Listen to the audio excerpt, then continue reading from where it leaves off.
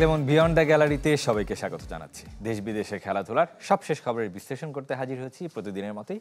আজকে আপনাদের সাথে আছি রেদওয়ান শেব।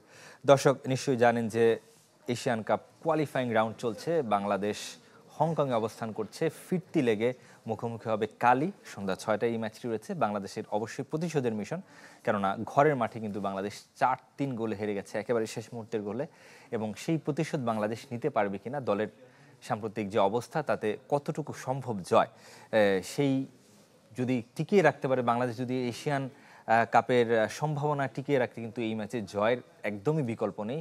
খাতায় কলমে টিকে আছে বাংলাদেশের এশিয়া কাপ সম্ভাবনা। আমরা সেই বিষয়গুলো নিয়ে আলোচনা করব। বাংলাদেশে আছেন এই মুহূর্তে আমাদের সাথে আলোচনায় জাতীয় দলের সাবেক footballer Zahid Hasan Emily. Emily ভাই, আপনাকে স্বাগত আমাদের আজকের আয়োজনে। ধন্যবাদ আপনাকে। এমিলি ভাই, যেটা বলছিলাম যে প্রতিশোধের মিশন, সেটা কতটুকু বাস্তবসম্মত বলে আপনার মনে হয় এই মুহূর্তে? অবশ্যই বাস্তবসম্মত যেটা বলেছেন ইজ ট্রু, যে আপনি যদি হোমে হেরে যান, অ্যাওয়ে ম্যাচ কেন জিততে পারবেন না? তারাও তো সে অ্যাওয়ে ম্যাচ জিতে গিয়েছে। তো সারা পৃথিবীতে হোম অ্যান্ড অ্যাওয়ে যখন ম্যাচ হয় তখন একটা বড় অ্যাডভান্টেজ থাকে হোমে, যে আপনার ক্রাউড থাকে, আপনার এনভায়রনমেন্ট সব আপনার থাকে, এবং ফুটবলে একটু বেশি আমার মনে হয় অ্যাডভান্টেজ। হ্যাঁ, ফুটবলই বেশি এবং সব কিছু চেনা জানা থাকে আপনার, এবং সেই অ্যাডভান্টেজটাও কিন্তু আপনি স্টার্টটা করেছিলেন কিন্তু সেই অ্যাডভান্টেজটা নিয়েই। আপনি দেখেন, আমি ওই ম্যাচের আগে যেটা বলেছিলাম যে আপনি শুরুতে যদি একটা গোল দিয়ে ফেলতে পারেন তখন কিন্তু অপোনেন্ট আপনার জন্য একটা থ্রেট হবে, প্রেসারে পড়ে যাবে, এবং সেটা কিন্তু হয়েছিল। যখন হামজা গোলটা দেয় তারপরে কিন্তু পুরো ম্যাচটাই আমরা কন্ট্রোল করে ফেলেছিলাম। ওরা অ্যাটাক করেছিল, বা ওদের অ্যাটাকগুলি কিন্তু বেশ ভালোভাবে আমরা হ্যান্ডেল করছিলাম। হ্যাঁ, স্পেশালি ওরা রাইট ফ্ল্যাঙ্ক থেকে কিন্তু আমাদের প্রচুর অ্যাটাক করেছিল ওই ম্যাচে, যদি আপনি খেয়াল করে থাকেন। বাট সেগুলি কিন্তু আমরা প্রপার ব্লকটা কিন্তু সুন্দর হয়েছিল, যার কারণে কিন্তু তারা ফার্স্ট হাফের একদম শেষের দিকে গিয়ে আমরা গোলটা খেয়েছি। বাট যে গোলটা খেয়েছি এটা তো আসলে আমরা তাদেরকে গিফট করেছি, এবং নট অনলি দ্যাট গোল, আপনি যদি 4টা গোলের পরিবেশই দেখেন আমরা তাদেরকে গিফট করেছি, এবং প্রত্যেকটা গোল একদম ব্লান্ডার মিস্টেক ছিল। ইন্টারন্যাশনাল এরিনাতে আপনি এই ধরনের মিস্টেক হলে অপোনেন্ট আপনাকে যতই দুর্বল হোক কোনো ছাড় দিবে না। তো সেইখান থেকে আমি বলবো যে এইটা আমাদের হাতে গ্রিপের একটা ম্যাচ, আমরা তাদেরকে গিফট করেছি। এবং আপনি যেটা বলেছেন যে অ্যাওয়ে ম্যাচে প্রতিশোধ অবশ্যই জেতা সম্ভব, ইজ ডিপেন্ড অন প্লেয়ার আসলে কোন মেন্টালিটি, কোন মানে ম্যাচুরিটি ইনসাইড দ্য ফিল্ড দেখাবে, এবং কোচের প্ল্যানটা আসলে এক্সিকিউট করতে পারবে না, এবং কোচের প্ল্যানটা থাকবেটা কি। হ্যাঁ, এবং আপনি বলছিলেন যে জেতা সম্ভব। আমি একটু 17 বছর আগে ফিরে যেতে চাই। আপনি বলছিলেন যে অলিম্পিকের প্রাক বাছাই ম্যাচে বাংলাদেশে এসে হংকং 3-0 গোলে জিতেছিল, আবার আমরা অ্যাওয়ে গোলে 1-0 গোলে হংকংকে হারিয়েছিলাম, এবং সেই গোলটি আপনার ছিল। যে 2008 আমরা ন্যাশনাল স্টেডিয়ামে 3-0 গোলে হেরে গিয়েছিলাম, এবং ওই সময় কিন্তু আমরা সেম মিস্টেকগুলি করেছিলাম। আমাদের ডিফেন্ডার এবং আমাদের পুরো টিমের মিস্টেকের কারণে কিন্তু আমরা 3 গোল রিসিভ করেছিলাম। বাট ওই সময় আমাদের খুব সম্ভাবনা ছিল অলিম্পিকের মেইন রাউন্ডে যাওয়ার। এবং হংকংয়ের সেই দলটা এবং বর্তমান দলটার যে পার্থক্য, বাংলাদেশের বর্তমান দলটা এবং আগের দলটার পার্থক্য কতটুকু, বাংলাদেশে গিয়েছে, হংকং কতটুকু গিয়েছে? না, স্ট্রেংথের জায়গা যদি দেখেন, দুইটা দলই কিন্তু স্ট্রেংথের জায়গায় গেইন করেছে। হ্যাঁ, আমার কাছে মনে হয় যে বাংলাদেশ দল এই মুহূর্তে যে অবস্থা রয়েছে, যেভাবে তারা একটা দল হিসেবে খেলছে, আমার কাছে মনে হয় অবশ্যই যদি লাস্ট ম্যাচ দেখেন 3 গোলে পিছিয়ে থাকার ফলে ম্যাচটাকে 3-3 করা, ডেফিনেটলি দলের স্ট্রেংথ বেড়েছে। অ্যাট দ্য সেম টাইম আপনি যদি হংকংয়ে বলেন, হংকংয়ের অনেক ইমিগ্রেন্ট প্লেয়ার রয়েছে যারা এসে কিন্তু দেশটাকে ডিভাইডে তাদের ফুটবল কালচারটাকে চেঞ্জ করছে, এবং তাদের কিছু ম্যাচ উইনিং প্লেয়ার আছে যারা যে কোনো সময় খেলা মোমেন্টাম চেঞ্জ করে দিচ্ছে। সুতরাং দুইটা দলেই কিন্তু স্ট্রেংথ বেড়েছে। বাট আমার কথা হচ্ছে, স্ট্রেংথ দুইটা দলের ভালো, এন্ড অফ দ্য ডে আপনি আসলে ম্যাচটা জিততে পারছেন কিনা এই কোশ্চেনটা কিন্তু থাকে, এবং আপনার দলে আসলে মিস্টেকগুলি হচ্ছে কিভাবে। আপনি যদি মিস্টেক দেখেন, মিস্টেকগুলি কিন্তু আমি বলবো যে এইগুলি যদি আপনি রিকভার না করতে পারেন, দলের স্ট্রেংথ যতই বাড়ুক আপনি ম্যাচ জিততে পারবেন না। জি, হংকংয়ে অবস্থান করছে বাংলাদেশ দল, এবং আমরা শুরুতে শুনেছিলাম যে ভেন্যু নিয়ে জটিলতা, ভালো ভেন্যু বাংলাদেশ দল পায়নি। আপনারও হংকংয়ের খেলার অভিজ্ঞতা আছে, মানে এটা কি খুবই সহজাত কিনা যে যখন অ্যাওয়ে ম্যাচে খেলতে হয় তখন এক ধরনের প্রতিকূল পরিস্থিতির মধ্য দিয়ে যেতে হয়? না, ইটস ডিপেন্ড অন আপনার কালচার এবং মেন্টালিটি। হ্যাঁ, আমাদের এখানে তো তারা বেশ ফ্যাসিলিটিস নিয়ে চলে গিয়েছে, আমাদের যতটুকু ছিল সেটা কিন্তু আমরা প্রোভাইড করেছি। এটা এখানে এফসি বা ফিফারও কিছু দিক নির্দেশনা থাকে, but depends on Hong Kong football federation আসলে আমাদেরকে কীভাবে ট্রিট করবে। হ্যাঁ, বাট আমরা যখন খেলেছি তখন এরকম কিছু হয়নি। বাট এবার যেটা হয়েছে যে এবার ওরাই এখানে এসে কমপ্লেন করে গিয়েছে, ওদের অনেক যানজটে পড়তে হয়েছে, ওদের ট্রেনিং গ্রাউন্ড ভালো ছিল না, খাবার ভালো ছিল না, অনেক কিছু কিন্তু ওরা এইটাও কি এক ধরনের স্ট্র্যাটেজি বলে আপনার মনে হয় কিনা? অবশ্যই ধরনের ম্যাচের আগে স্ট্র্যাটেজি অনেক কিছু থাকে, কারণ আপনি যদি তাদের কোচ অ্যাশলে ওয়েস্টউডের প্রেস কনফারেন্স আগের ম্যাচে দেখেন, সে হামজাকে বলেছিল যে সে সাইড বেঞ্চে দেবে। It's a mental game sometimes, এবং বিহাইন্ডে অনেক কথা থাকে যেগুলি আসলে প্লেয়ারদের আসলে হ্যারাসমেন্ট করার চেষ্টা করে। বাট আমার কাছে মনে হয় এইগুলি কোনো বড় বিষয় হতে পারে না। এই কারণে, কারণ একদম একটা প্রফেশনাল দল এবং একটা জাতীয় দল যখন কোথাও খেলতে যাবে, তখন প্র্যাকটিস গ্রাউন্ড কী হলো, খাওয়া দাওয়া কী হলো, ফুড কী হলো, এইটা আসলে এন্ড অফ দ্য ডে ম্যাচে আপনি কোনো রকম এই স্কুইজগুলো দাঁড় করতে পারবেন না ম্যাচের রেজাল্টের সাথে। কারণ হংকং তো এখানে অনেক এক্সকুইজ দিয়ে গেছে, বাট তার কিন্তু ম্যাচটা জিতে গিয়েছে। হ্যাঁ, তো আমাদের ওইটাই আমাদেরকে মাথায় রাখতে হবে যে ধরনের পরিবেশই আমাদের সামনে আসুক, ওইটাকে অ্যাডাপ্ট করে আমাদের ম্যাচ জিততে হবে কীভাবে, সেই প্ল্যানটা করা উচিত। এক্সকুইজ কোনো কিছুই আনা যাবে না সামনে। জি, স্টার্টিং 11 নিয়েও আসলে অনেক কথা হয়েছে, অনেক সমালোচনা হয়েছে, কারণ প্রথমার্ধের খেলা এবং দ্বিতীয়ার্ধের খেলার মধ্যেও একটা বড় রকমের পার্থক্য আমরা লক্ষ্য করছি। সুমিত কিংবা যখন নাকি পরবর্তীতে আমাদের যে অধিনায়ক জামাল ভুঁইয়ারা নামার পরে খেলাটার অন্যরকম পরিবর্তন এসেছে। আপনার কাছে কি মনে হয় যে নেক্সট ম্যাচটাতেও আমরা সেম 11ই দেখবো, স্টার্টিং 11 দেখবো, নাকি পরিবর্তন আবশ্যকভাবে? না, আপনি যদি পার্সোনালি আমাকে জিজ্ঞেস করেন, আমি অবশ্যই পরিবর্তন দেখতে চাই। কারণ কিছু প্লেয়ার যে ব্লান্ডার মিস্টেকগুলি করেছে, তাদেরকে যদি আপনি এই ম্যাচও দেন, তারা সেম মিস্টেকই করবে। হ্যাঁ, এবং এই মিস্টেকগুলি নিয়ে তো বিভিন্ন জায়গায় আলাপ আলোচনা হচ্ছে এবং তারা কিন্তু সেগুলি শুনছে। তো তখন ম্যাচ স্টার্ট হবে, তখন কিন্তু তাদের মাথার ভিতরে কিন্তু ওই মিস্টেকগুলি বারবার রিকল করবে, এবং আমার কাছে মনে হয় ম্যাচ যখন স্টার্ট হবে, তারা আবার সেম মিস্টেকগুলি করার জন্য কিন্তু ওয়েট করবে। সুতরাং আমি মনে করি স্টার্টিং 11-এ পরিবর্তন আনা উচিত, এবং যদি স্পেশালি আমি বলবো যে গোলকিপিং পজিশনে বড় একটা চেঞ্জ আনা উচিত। কারণ মিতুল মার্মা যে 4টা গোল কনসিড করেছে, সেখানে প্রত্যেকটাতেই তার কোনো না কোনো ভুল ছিল। সুতরাং সেখানে হয়তো শ্রাবণকে আমি চাইবো যে শ্রাবণকে স্টার্ট করানো, বিকজ শ্রাবণ কিন্তু আপনি জানেন এশিয়ান কাপ আন্ডার-23 যে কোয়ালিফাই ছিল, সেখানে বেশ ভালো করে আসছে।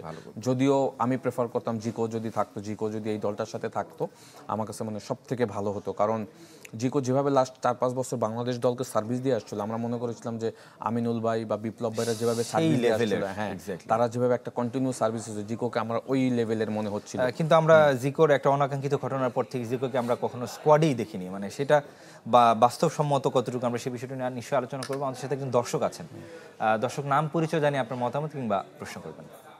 হ্যালো হ্যালো হ্যালো আমি চাঁপাইনবাবগঞ্জ থেকে জীবন বলছি। জি, বলুন। আমার প্রশ্ন ছিল যে হামজা চৌধুরী কোয়ালিটি প্লেয়ারকে হ্যাভার কাপের কোচ মেনে নিতে পারছি কি ওদের হাই প্লেয়ার গেলা। দর্শক, প্রশ্নটি বুঝতে পারিনি, আরেকবার। হামজা চৌধুরীর মতন আর সমুদ্রের মতন কোয়ালিটি প্লেয়াররা কি হ্যাভার কাপের কোচকে মেনে নিতে পারছি কি? ঠিক পরিষ্কার না দর্শকের প্রশ্নটি। সম্ভবত কোচ নিয়ে কথা বলছে, হাভিয়ারের ব্যাপারে। আচ্ছা, হামজার পারফরমেন্স নিয়ে সম্ভবত তিনি বলার চেষ্টা করছেন যে হামজার পারফরমেন্সকে হাবিয়ার কাবরেরা কিভাবে দেখছেন। হামজার আমরা কালকেও লক্ষ্য করলাম যে অধিনায়কত্ব নিয়ে এক ধরনের টানাপোড়েন কিন্তু বাংলায় চলে আছে। কারণ জামালি ভাই যেহেতু তিনি একাদশে নিয়মিত নন, এবং তিনি এখনো পর্যন্ত সোফার আমরা জানি তিনি অধিনায়ক, সেই জায়গাটা থেকে হামজা চৌধুরী অধিনায়কত্ব পেতে পারেন কিনা, আপনার কাছে কি মনে হয়? না, হামজা তো একজন ক্যাপ্টেন, আসলে সে লেস্টার সিটিতেই ক্যাপ্টেনশিপ করে। তো সেখান থেকে আমি বলবো যে তাকে ক্যাপ্টেন দিলে এটা আমাদের দলের জন্য বড় একটা স্ট্রেংথ হবে, এবং হি knows how to handle the team onside the field. তো এটা আমার কাছে মনে হয় যে ভালোই হবে, এবং সবাই চায় যে হামজা ক্যাপ্টেনশিপ আনব্যান্ড নিয়ে নেব। বাট একটা ব্যাপার হচ্ছে যে ক্যাপ্টেনশিপ এইটা ফুটবলে এক প্রকার আমার কাছে মনে হয় যে তেমন কোনো গুরুত্ব না। গুরুত্ব হলো যে মাঠে আপনি কীভাবে পারফরমেন্স করছেন, আপনার সাথের প্লেয়াররা কী পারফরমেন্স দিচ্ছে, সেইটা হলো আপনার মেইন থিংস। এবং এখানে যেহেতু জামাল অনেক বছর ধরে খেলছে, সোহেল রানা রয়েছে, তারা ক্যাপ্টেনশিপ করছে, তো এখান থেকে হামজাকে দিলে সেটা ভালো হবে, খারাপ কিছুই আমি দেখছি না, এটা দলের জন্য ভালো হবে। আমার কাছে মনে হয় যে যেহেতু হামজার শুধুমাত্র সেই ফিফা উইন্ডোজের বাইরে তিনি ইন্টারন্যাশনাল ডিউটি খুব বেশি পালনের সুযোগ নেই, সেই জায়গাটা থেকে আমার মনে হয় হয়তোবা বিকল্প না, স্টার্টিং 11-এ যদি জামাল অ্যাভেলেবেল থাকে, সেখানে জামাল ক্যাপ্টেনশিপ করাটা আমি প্রেফার করি। এই কারণ জামাল অনেকদিন ধরে দেশকে সার্ভিস দিচ্ছে, এবং তার একটা প্রায়োরিটি দলে আছে, এবং Jamal he knows also how to handle the team. সুতরাং জামাল খেললে তো জামাল অবশ্যই অটোমেটিক চয়েস, বাট হামজাকে দিলে সেটাও খারাপ হবে না, হামজাও he knows how to the handle the team. সুতরাং আমি বলবো যে হামজা এই ম্যাচে যদি হামজাকে ক্যাপ্টেনশিপ দেওয়া, এটা দেশের জন্য ভালো হবে, এবং captain is not a big deal আমার কাছে মনে হয়। এটা জাস্ট এক সাইডের একটা আলোচনা, আপনার মাঠের পারফরমেন্স আপনি কেমন করছেন সেটা দেখার বিষয়। হামজার সাথের প্লেয়াররা কি পারফর্ম করছে সেইটা, আপনি মিস্টেকগুলি বারবার কেন করছেন সেইগুলি নিয়ে আমি মনে করি যে আমাদের চিন্তা করা উচিত। আপনি যদি দেখেন, আমরা একটু নেগেটিভলি বলি, আমরা এই এশিয়ান কাপ কোয়ালিফাই আমাদের দলের যে স্ট্রেংথ ছিল, আমাদের এখন 5 পয়েন্ট থাকতো। হ্যাঁ, আমরা 5 পয়েন্ট, ইন্ডিয়ার জিতা ম্যাচ ড্র করে আসছি, সিঙ্গাপুরের সাথে আমরা আমাদের মিস্টেকের কারণে আমরা ম্যাচ ড্র করতে পারিনি বা জিততেও পারতাম। হ্যাঁ, আমরা আমাদের কোচের কিছু কৌশলগত কারণে আমি বলবো যে ডিরেক্টলি, এবং এই ম্যাচটা আমরা এই ম্যাচটা আপনি দেখেন, আপনি শুধু একটা সিম্পল জিনিস দেখেন, আপনি যখন আপনি কোচ, হেড কোচ, হ্যাঁ, আপনার টিম 3 গোলে পিছিয়ে রয়েছে, সেখান থেকে আপনি স্ট্রংলি 3 গোলে ম্যাচ ড্র করে ফেলছেন, আপনার হাতে 1.5 থেকে 2 মিনিট আছে। আপনি যখন সমিত সোম গোলটা দিল, আপনি কোচ হিসাবে আপনি ওখানে গিয়ে গোল সেলিব্রেশনের জন্য পুরা 100 মিটার স্প্রিন্টে দৌড়াইতেছেন? নো। আপনার তখন কি টার্গেট থাকবেন? প্লেয়ারদেরকে কুইক কল করবেন যে তাড়াতাড়ি আসো, বিকজ আপনি এশিয়ান কাপ কোয়ালিফাই অলরেডি সিটকে গিয়েছেন কিন্তু। হ্যাঁ, এবার 2টা ম্যাচ আছে, একটা হোম ম্যাচ আছে, সুতরাং আপনি ওখানে প্লেয়ারদের সাথে সেলিব্রেশন করেন, হোয়াই? এবং আপনি কি করলেন? ম্যাচটা হারিয়ে দিলেন। আপনার উচিত ছিল যে যখন হংকং সেন্টার করবে আবার প্রেস করে অ্যাটাক করা, বিকজ ওই সময় আপনি দায় দিচ্ছেন যে এখানে একটা কোচের একটা বড় ভূমিকা। আপনি ওই সময় হংকং ডিগস অর্গানাইজ টিম, দেয়ার মেন্টালিটি মানে একদম ভেঙে চড়ে গিয়েছে। হ্যাঁ, এবং ওই সময় যদি আপনি আবার একটা অ্যাটাক করতে পারতেন, আই থিঙ্ক আমার গোলের চান্স তৈরি হতো। তো আপনি কি করলেন? ওখানে সেলিব্রেশন করতে গিয়ে প্লেয়ারদের মানসিকতা ডাউন হয়ে গেল, ওরা সেন্টার করে ওরা গোল দিয়ে গেল। হ্যাঁ, হোয়াই? আপনার তো মেসেজগুলি ক্লিয়ার না। সো এইগুলি ফুটবলে আপনি এত এক্সাইটেড হলে অর্থাৎ কাবরেরাকে নিয়ে যে সমালোচনা উঠেছে বা যে প্রশ্ন উঠেছে, সেটার আসলে বাস্তবসম্মত অবশ্যই দিক বা কারণ রয়েছে। আমাদের সাথে হংকং থেকে যুক্ত হচ্ছেন আমাদের সহকর্মী মৃদুল, শাফায়েত মৃদুল। তিনি হংকংয়ে অবস্থান করছেন, তিনি বাংলাদেশ হংকং ম্যাচটি কভার করবেন। মৃদুল, নিশ্চয়ই আমাকে শুনতে পাচ্ছেন? মৃদুল, বাংলাদেশ দলের শরীরী ভাষা কেমন দেখলেন? গতকাল রাতে দ্বিতীয় দিনের মতো অনুশীলন ছিল হংকংয়ে, শরীরী ভাষা কেমন দেখলেন? দলের সবশেষ অবস্থাটা কি? কোনো ইনজুরি আছে কিনা বা আপনার কাছে কি মনে হয়?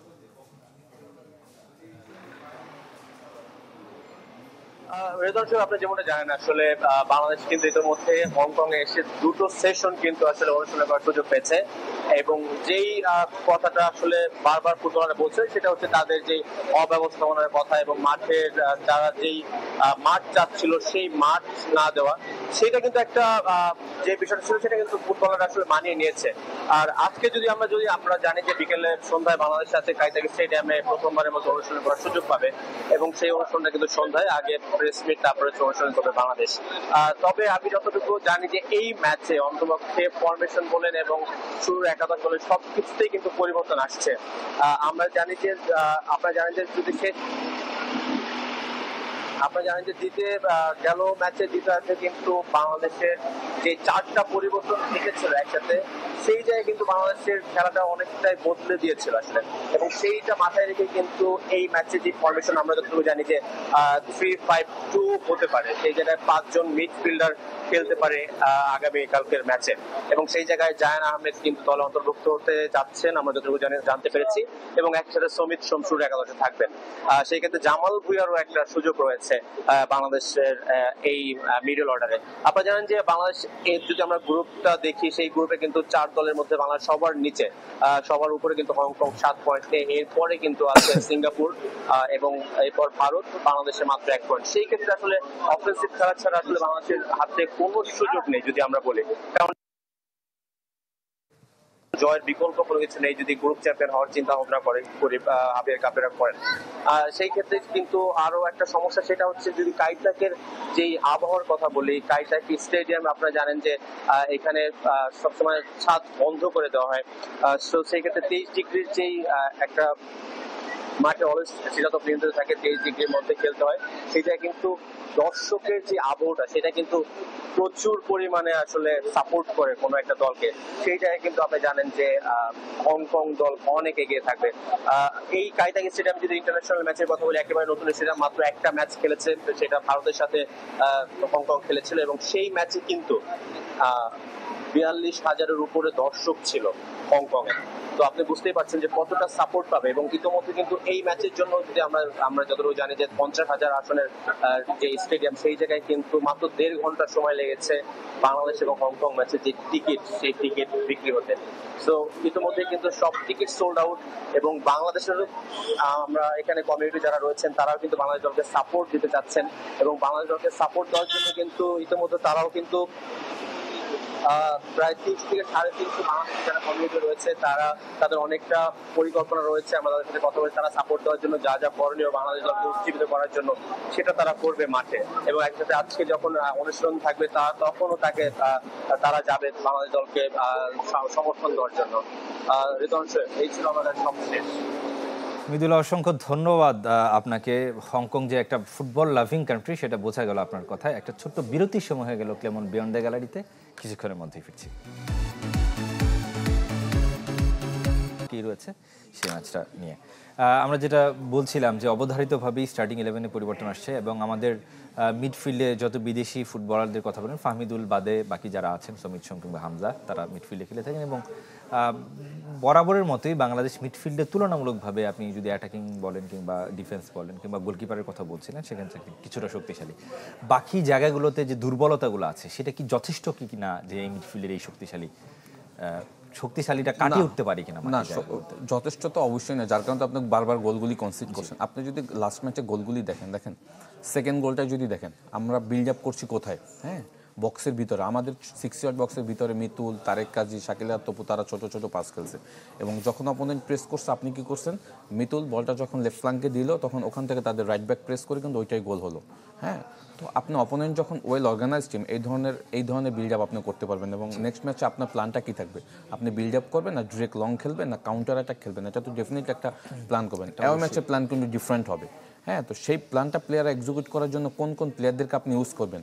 এখানে এখন লাস্ট ম্যাচে কারা মিস্টেক করলো, লাস্ট ম্যাচে কারা ভুল করলো, তাদেরকে আপনি স্ট্রেট ড্রপ দিয়ে যাবেন, আবার নতুন আবার একটা ভুল করেন, সেটা কিন্তু করা যাবে না। কারণ এই কোন ফরমেশনে খেলবেন, হ্যাঁ কোন ফরমেশনে খেলবেন এবং কারা এই ফরমেশনের সাথে অ্যাডাপ্ট করতে পারবে, ওই অনুযায়ী কিন্তু আপনাকে সিস্টেম অফ প্লেটা তৈরি করতে হবে। আদারওয়াইজ কিন্তু আবার কিন্তু সেম ভুল করবেন। কারণ এই ম্যাচে গিয়ে কিন্তু আপনি একদম 50-50 কম্পিটিটিভ ম্যাচ খেলতে পারবেন না। এবং যেটা বলছেন যে আমি জানি না আপনি সেই সময় পেয়েছেন কিনা যে হংকং যে স্টেডিয়ামটি সেটি উপর থেকে একেবারে ঢেকে ফেলা হয় এবং যে ক্রাউডটা দর্শকের সেটা আরো অনেক বেশি, মানে অল্প ক্রাউডটা আরো অনেক বেশি প্রতিধ্বনিত হয়, আরো বেশি মনে হয় সেই জায়গাটা থেকে। ডেফিনেটলি সেম স্টেডিয়ামে খেলেছি, বাট উপরের শেডটা ছিল না, ওই সেম স্টেডিয়ামে সেট করে দিয়েছে। ব্যাপারটা হলো যে দেখেন, দর্শকের সাপোর্ট আপনি কখন পাবেন? যখন আপনার মাঠে পারফরমেন্স আপনি ভালো করতে পারবেন, তখন দর্শক আপনাকে এনকারেজ করবে। লাস্ট ম্যাচে আমরা কেন ড্র করেছি, এই ড্র 3 গোলে কেন ড্র করেছিলাম? বিকজ দর্শক প্লেয়ারদেরকে এনকারেজ করছিল।